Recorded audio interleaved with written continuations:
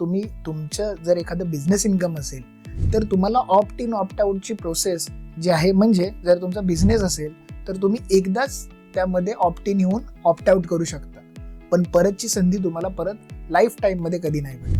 त्यामुळे जर ह्या वेळेला जर तुम्ही इन्कम टॅक्स रिटर्न फाईल करताय, जर तुम्ही सॅलराईड क्लास असाल किंवा बिझनेस क्लास असाल, तर तुम्ही सगळ्यात अगोदर तुमचे ऑप्ट इनसाठी किंवा ऑप्ट आउटसाठी तुम्ही इलिजिबल आहात का ते पहिला चेक करा आणि त्यानुसार तुम्ही स्कीम सिलेक्ट करा. नाही तर बऱ्याच वेळेला असं होतं की तुम्ही एखादी स्कीममध्ये ऑप्ट इन करता आणि ऑप्ट आउट झाल्यानंतर परत त्या स्कीममध्ये जाताय. तुम्ही आता रिटर्न फाईल करायला गेला तर तुमचं रिटर्नमध्ये टॅक्सेशन हे कन्सिडर न्यू टॅक्स रिजिम प्रमाणे करायलाच डिपार्टमेंटचे फॉर्म्स असतात. म्हणजे डिपार्टमेंटच्या प्रोसेसप्रमाणे तुम्ही न्यू टॅक्स रिजिममध्ये ऑटोमॅटिकली कन्वर्ट होता.